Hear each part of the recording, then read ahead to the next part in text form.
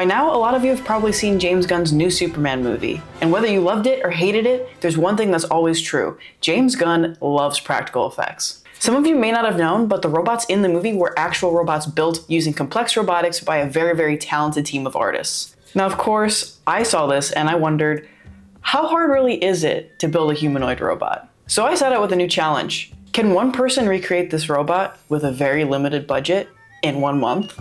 Everything else is already so screwed up. It's on fire. There's only one way to find out.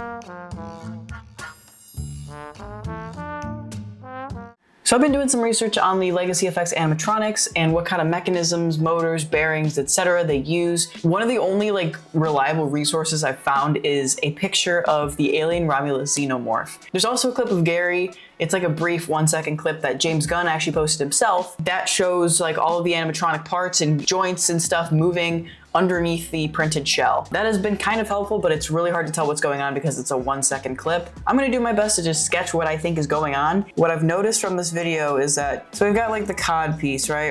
We're just gonna do a little triangle type thing. Somewhere inside of it, there's a piece that will rotate the entire body. There's some sort of motor that's attached to that, and there's a rotational point that sits right here, but that also mounts to a piece here that then rotates. So this point right here rotates forward and backward, right? But then this center point right here is kind of like this. I don't know if any of that makes sense. It just looks like I'm dancing over here. So moving up here, we've got, it looks like some sort of motor that's gonna sit here. It's gonna rotate the arms. So there's 2 rotational points on the arms. There's one that moves them like this, and there's one that moves them like this. So this piece will rotate this way, and then there's a motor that attaches directly to that rotates this way. The arms are pretty straightforward. What's really tripping me up is the neck, because if you look at the neck, it looks like these actuator pieces would actually tilt the head, kind of like my Pikachu. I don't think they do. I don't think they're actually functional pieces. Right after I recorded that last clip, my friend Hunter sent me some really helpful footage, and so that leads me to conclude that the neck rotates on a middle servo like this, but also is mounted to another servo that rotates a neck pipe. So it does the neck thing like this, but then it also will rotate the head on a metal center point. And then it mounts to a plate at the bottom of the head that has 2 servos, and they kind of control tilting of the head. And so that does prove that these pistons in the front, or the actuators, whatever you want to call them, they're just for show. So they are not actually functioning pieces, which is what I thought. Everything else is pretty micro movement. I'm just trying to figure out the main movements right now, and I think this is a pretty good starting point. Using a statue model made by Yash Studios for scaling reference, I modeled my own version of Gary that allowed me to print all of the plates and details separately, and gave me room to model the mechanical pieces inside. I also used this Facebook post I found that had some really nice close-ups of details you couldn't catch in movie stills. The head mechanism I used was fully inspired by my friend Hunter's RX droid head. Go check out his build on Instagram. Shout out to Hunter again for helping out. Eventually, I had a fully 3D printable model that fit together with various sizes of screws so that it was easy to disassemble if anything broke. This whole thing took me about a week to complete, and I had the worst posture you've probably ever seen.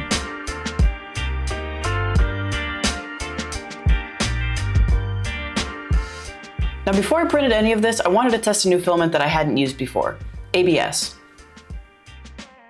My plan was to print all the visible pieces of the robot in ABS so I could utilize acetone smoothing to avoid filler primers and base coats, which would simplify the painting process and save me a ton of money.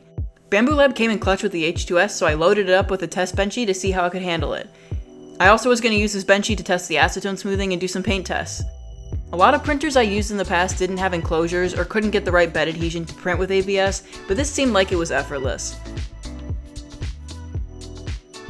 I'm going to do a small scale test on acetone ABS smoothing with this really nice benchy that the H2S printed.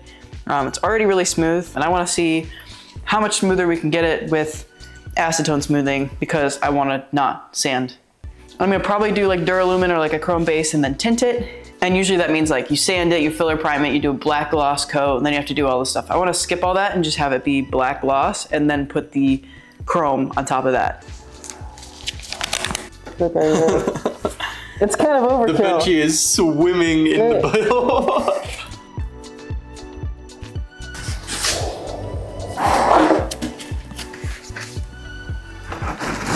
We're gonna wait like 30 minutes. I don't know what I'm doing. Many minutes later. After smoothing the benchy for around 30 minutes, it came out super glossy and smooth, and it got smoother after cooling. I decided to test paints on it the next day to get an idea of what it would look like on Gary. We duralumined the test benchy. Chrome benchy. It looks like it got pretty darn smooth. This is basically a dye that you mix in with a clear. And I'm just gonna try tinting this.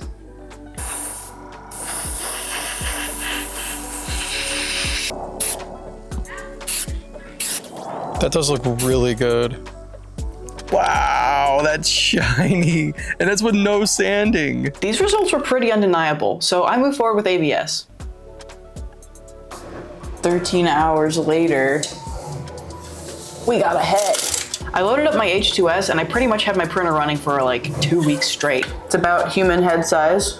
Like, I don't think there was a moment in this room where it was just silent. Being able to wirelessly print helped a ton because I could just send a prototype print and keep modeling at my desk. For the eyelid mechanism, this is what I'm thinking. It's just a linear rail. I'm doing a really bad job at holding this in place, but it'll sit here and then the eyelids will just slide along this rail. There we go. Once I started testing the first prototype, I realized it wouldn't work. They meet in the middle. Actually makes me wonder if this will even work. So I quickly printed up a new one with a slightly different layout. I think I figured out the blinking mechanism. If you look at it really quick, I want to test and see how the eyelids move. Ooh, they're moving. Yes, so they move, but what we want to do right now is see them like move on their own. So we're gonna hook up the RC controller for the first time. I've always done autonomous and it's like really annoying. Like through Arduino. So this should be a lot easier. Okay. Oh, it did close. Is it this one? Is it this one? Oh, it's this one. I quickly discovered that there was another issue and that the servo wasn't moving the way I needed it to. That led me to do a ton of research on different frequencies. So the issue that we're facing, the servo is connected to the RC controller. Oh my goodness. I'm so frustrated. I'm breaking things. One thing I'm learning is that RC controllers have a different frequency. When you hook up a servo to an Arduino, it'll go the full 180 degrees that it can go. A controller only goes about 90. So like, yeah, like this is really cool that I can control it with this controller, but it's supposed to go like completely horizontal, you know what I mean? So what I'm gonna try to do is I'm gonna test this first. So I'm gonna hook this up fully and just see how it moves because I'm concerned that it's not pulling the bottom lid enough. I knew this was gonna be hard. The blinking is the hardest part. Yeah. I just did this on accident and I didn't get it on camera. I basically put it on the throttle channel. I accidentally hooked it up so that it was at the servo was at a slight angle, but that works. That fixes the problem that I was just talking about because now I can just lock it out in like open position and then I can lock it out in closed position. And then it's just, That actually looks so good. but this is progress. He be blinking. You do be blinking. Once I had the issue with the eyelids figured out, all that was left to do was to assemble the rest of the head and the neck. I also printed a few tests of the light up eye using a few different infills for the texture inside.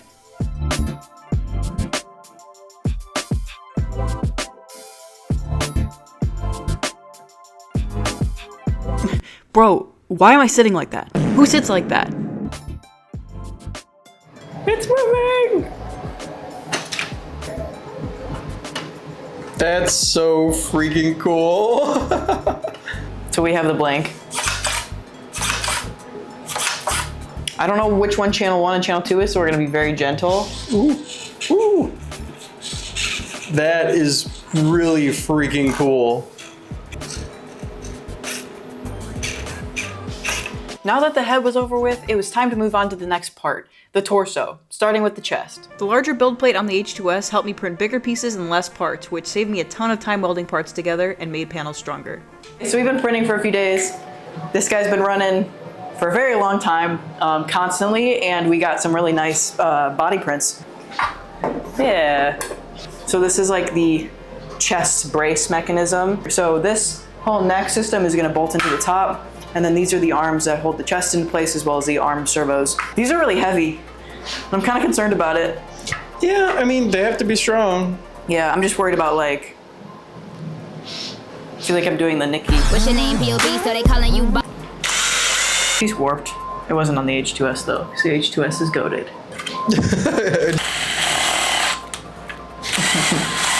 But Can you tell this isn't supposed to be our workshop? we're moving, okay? Workshop is pending. This dude's pretty sturdy. Quick, somebody do the dance. I don't even know if that's the right That's dance. not so sturdy, but good effort, I guess. If I hit $1 for every time I said I wanted to give up, I'd have at least $5. Yeah.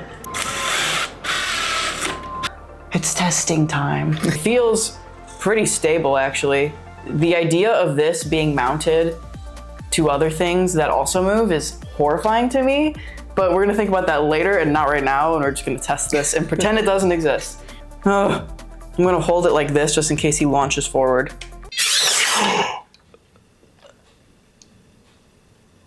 Wow, I'm so smart. Okay. I have to like take it all off. In like reposition. Yeah. Okay. She unfolded the robot. Oh.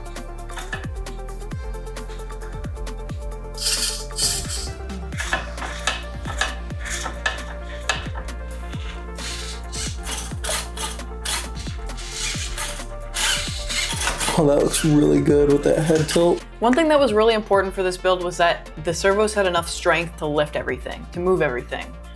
So as we move down the torso, the servos get stronger because they have more weight to move. Stuff like the neck, I used a 20 kilogram servo, but for the arms, I used a 35 kilogram servo. And for the torso, I used these beefy 80 kilogram servos, so I could just make sure that they had the most strength possible. I tried to design my hinges as strong as possible as well, utilizing some ball bearings, just to give it a mechanical reinforcement point and support all the weight sitting on them.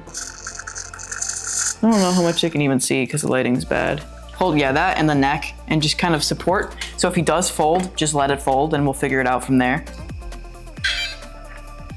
So it's live.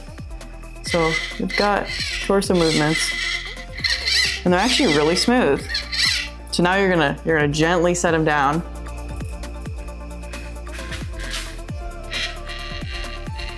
The only way we're gonna be able to test this properly is if I lift up? No, is if you hold it down. No, all right, ready guys?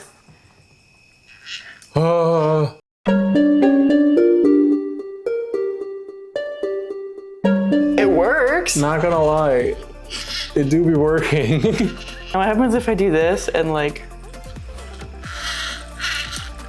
let's just go crazy. Oh my god. All that was really left to do was to just keep moving down the torso. I printed the structural waist pieces in a high infill to ensure they would stay strong for what they had to lift and move. All right, got this nut, got the nuts in. You got the nuts in? Nick got the nuts. Yeah, I got the Nick nut. I got the nuts in. I nutted This guy next. the giant block of ABS. They said you can't build a robot out of ABS. 660? That is over half a roll of filament right there. Yeah, this one's worse. 800. Holy crap. While the weight of these pieces made me nervous, I do think it helps with strength, and so I assembled the pieces for a test run.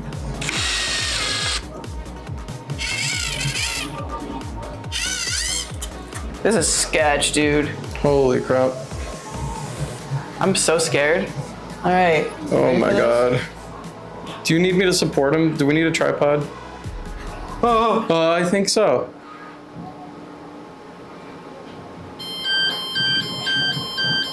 I don't know if it can hold the weight. Okay. There were a couple things that went wrong. The battery was dying, but I do also think we were pushing the servo close to its limits. I decided to continue finalizing the torso just to keep moving forward.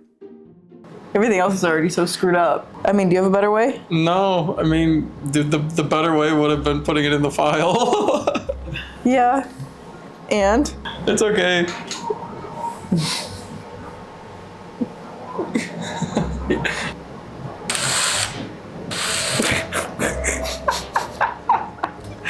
She knows what she's doing. It's Don't worry. spinning. She knows what she's doing. Do I?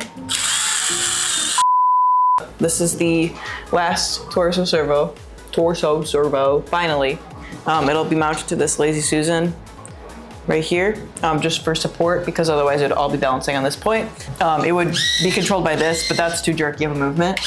What I did was mix the channels so that when his neck turns one direction, the servo will rotate the body if he moves all the way to the end. Now that I knew the servo was centered and I was going to avoid another violent servo movement, I attached the final torso servo for a full torso test. Say that 5 times fast, oh my god. It's kind of jerky though. But like if he turns far enough, he rotates his body with it.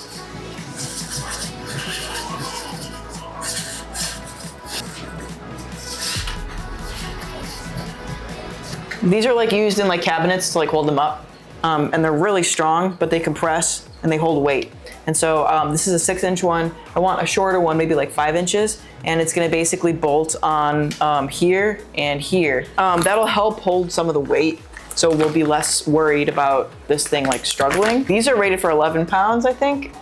We got 5.5 ones. So hopefully that's better. It's back. Ooh. I won't even lie, this movement felt super sketchy to me, but it seemed like it was working out in the moment, so we kept on trucking. So we got these Lazy Susans. The issue we're trying to solve right here is this arm joint. So there's only one point of rotation, and unlike these beefy ones right here, these have like a built-in ball bearing. So there's a hinge or a rotational point on the other side that supports the weight evenly. This one doesn't have that, so it's just one point that the arms would be completely hanging off of. There's a mount that sits right here that kind of helps support that servo by mounting a Lazy Susan there. This gets connected to like this middle joint piece, and then like this piece rotates and kind of supports the weight in a more even way. And Nick designed this, by the way, so yippee! Shout out to Nick. I had to do a little bit of Gary surgery to get these on. Not too bad. And that's what a motherfucking monster do. We are putting the H2S to the ultimate test. We're printing long, narrow prints upright, and they're actually coming out really good. Really, really shiny quality. I actually just printed, these look like bazookas. Yeah. But like, these are really impressive. The fact that it's able to do this like fake shock. Yeah, it's like beautiful. And these are printed like literally straight upright. And this is really nice. It's got good movement. Look at that range. Yeah. After putting together the head and torso, these arms were a breeze. Mostly. We're kind of guessing where the hole is because there was no Boolean hole right here. I made all these at like 1 a.m. I'm a very tired person right now. So I did both shoulders. Ooh. His nubs. I have everything for the upper body printed over here. So all the panels and stuff, the arms and the hands that we're gonna attach right now. Yep. And the legs are gonna be static. We're gonna have those metal poles inside of them. So he's just gonna be a standing like figure with like the rest of the body doing the thing. And at last, it was time. We have to test everything. So that means I'm gonna probably control the head and the body. You're gonna control the arms, because I don't know if you want that kind of weight. No. Oh, oh my goodness. This is alarming. All right, don't let go. Did I just do something bad?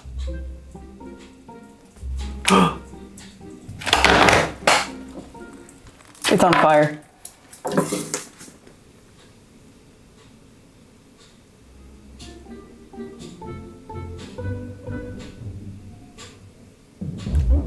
Stop the recording. This is all melted. So The issue was that the plug is like reversed. Basically the ground had to go to the red wire, but like it's not, I don't know how to explain it. The plug was flipped in a way that you had to wire it weird, but I wired it the normal way, and because I did that, the battery lit on fire. It got scary really fast. She had to do a full test to make sure that none of the servos burnt out. Yeah, so the receiver works, or whatever, the channel box works. He's still the servos alive. work, he's still fine. No fires. Okay, you can do both at the same time, just be careful. So now if I want to, I could also do this at the same time.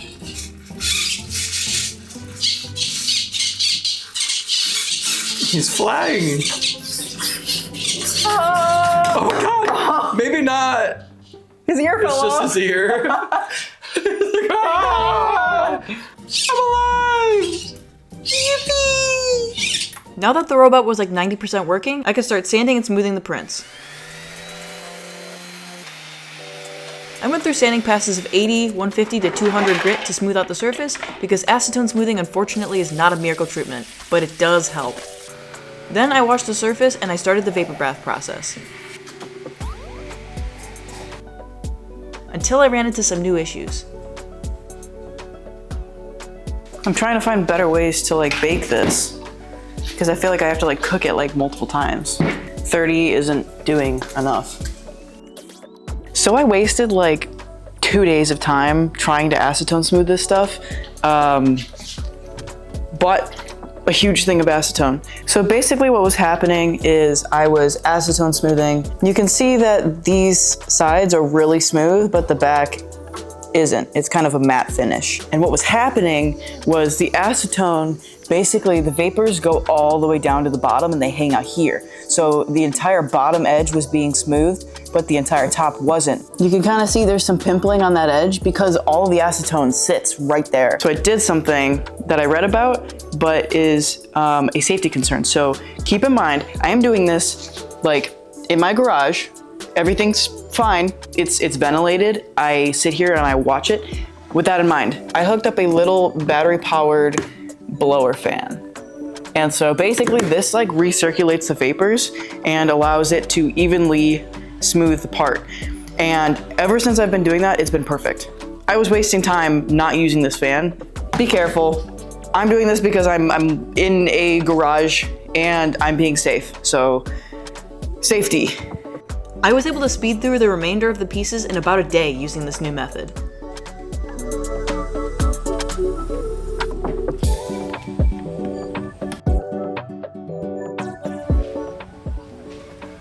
These look really good.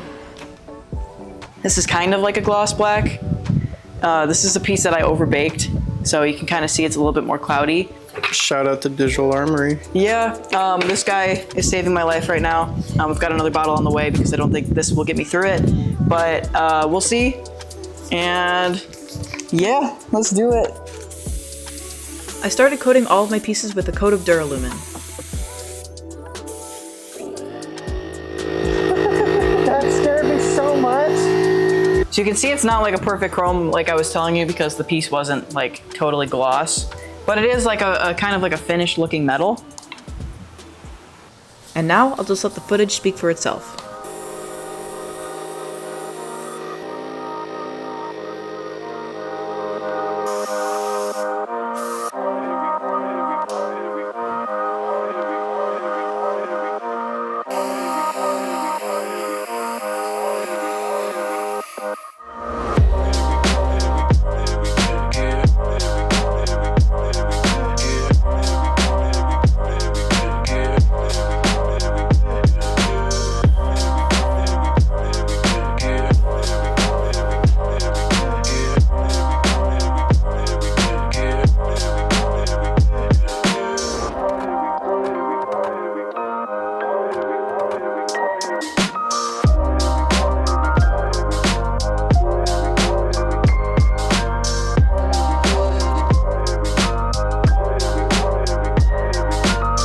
Literally, I look at him, I feel dizzy.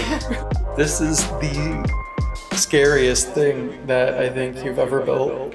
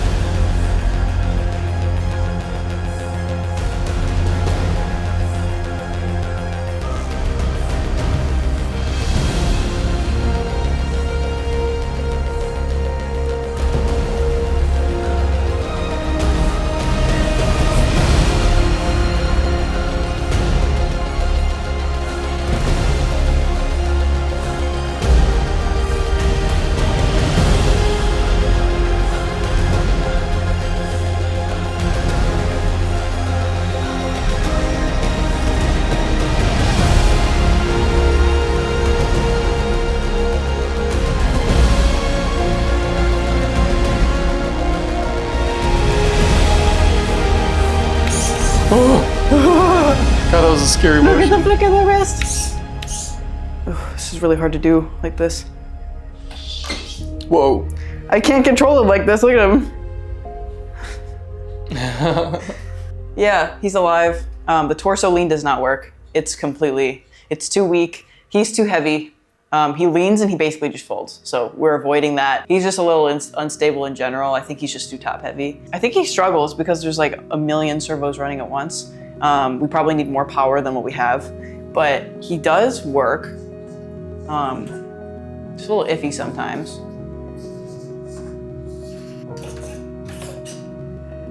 Oh, he just woke up. Something's like funky with the power right now, but yeah, he does do things.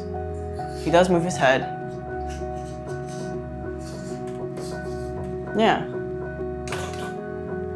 I think for the challenge at hand, I think I did okay. Yeah, I mean, he we looks came in- so good. We came in a little bit longer than a month. I think it was like 37 days. And also you helped me a little bit, so it wasn't like fully by myself. But. He looks so shiny and freaking perfect. The con is that I didn't have access to like the really expensive like heavy duty industrial servos or motors that they probably use. So I used like cheapo Amazon servos, but like for what I was able to do, I think it was okay. They're not as strong as they should be, but it does the job for like, it's gonna be standing here and I wanted to just try. The gunmetal against Duralumin. The James gunmetal. The James gunmetal against the Duralumin looks so good. Yeah, so we did like a matte or a satin gunmetal right here and like with a Duralumin base. And so some of it's really shiny and some of it's matte. It translates super well on camera too. It gives it different textures, which is kind of nice. Like that translates really well. If you actually look at Gary, he's got heels like this. We got steel fittings. So this is just a 1 inch piece of wood that we got from Lowe's. And then we bolted with steel fittings to it. And then there's a steel pipe that runs all the way up through his legs. And then through here that you can kind of see right here. You can see the steel pipe here. And then we just mounted fittings to it and we tightened the crap out of them and then bolted it to the robot. So it's all balancing on 2 steel pipes. Yeah. Scary Gary. Stop. Scary, yeah, he is scary Gary. Scary, scary. You know, with each build I do, I try to go bigger and better, and I try to kind of beat my own personal limit from last time. And I feel like this one really did that. Like, I feel like I was gonna lose my mind at some points. But you know what? I think it came out pretty cool. He's right there. He's right there. I think it came out pretty cool. I don't know. I'm really glad that I tried, and I think that's what I really want to encourage with my videos is just try. Try the hard thing. If you're still here, if you're still watching this, thank you. Thank you for sticking around. Thank you for supporting me. Let me know how I did in the comments. Bye-bye.